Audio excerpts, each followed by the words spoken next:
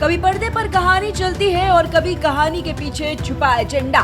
बात उस इंडस्ट्री की जो सपने बेचती है लेकिन कभी कभी सोच भी खो देती है। बात उस सिनेमा की जिसने दशकों तक पोंगा पंडित दिखाया, जो तिलक, चोटी और मंत्रों को व्यंग्य बनाकर रख दिया और अब इसी फिल्म इंडस्ट्री ने ब्राह्मणों को बदनाम करने के लिए नया नाम दिया है, घूसखोर पंडित।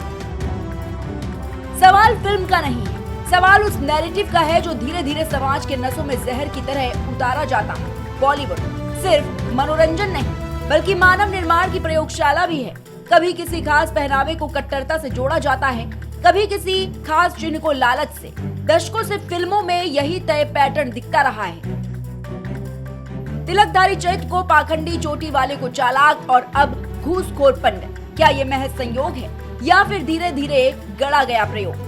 जब बार बार एक ही समुदाय को व्यंग्य का पात्र बनाया जाए तो सवाल उठता है, क्या ये क्रिएटिव फ्रीडम है या एक सोच को बढ़ावा देने की कला? घूसखोर पंडित ये सिर्फ एक फिल्म का नाम नहीं रहा, ये एक सोच पर सवाल बन गया है। क्या किसी एक व्यक्ति की गलती को पूरी जाति पर मढ़ देना उचित है?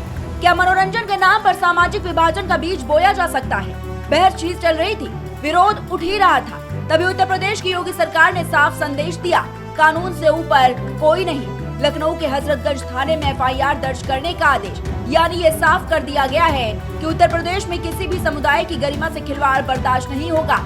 ये वही योगी है जो अपराध पर बुलडोजर चलाने से नहीं हिचकते और अब सामाजिक विद्वेष फैलाने वाली मानसिकता पर भी सख्ती दिखा रहे हैं।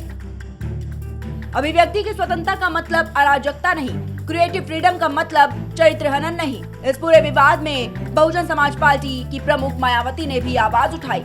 उन्होंने कहा कि फिल्मों में पंडितों को भ्रष्ट और रिश्वतखोर दिखाना अपमानजनक है। बीएसपी ने केंद्र से प्रतिबंध की मांग की है और एफआईआर को उचित कदम बताया है। उधर यूपी के डिप्टी सीएम ने भी साफ कहा है कि जाति या धर्म विशेष को निशाना बनाकर माहौल बिगाड़ने वालों पर सख्त कार्रवाई की जाएगी। फिल्मी दुनिया के लोग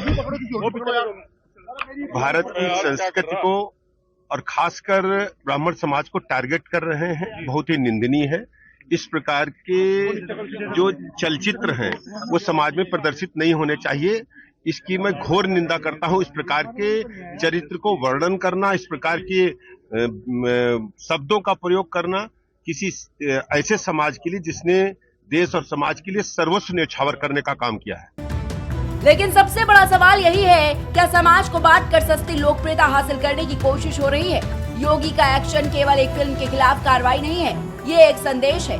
संदेश उन सबके लिए जो समाज को खांचों में बांटकर अपनी विचारधारा की खेती करना चाहते हैं। इतिहास गवाह है, कोई जाति बुरी नहीं होती, व्यक्ति गलत हो सकता है, समाज नहीं। Desk report, prime TV.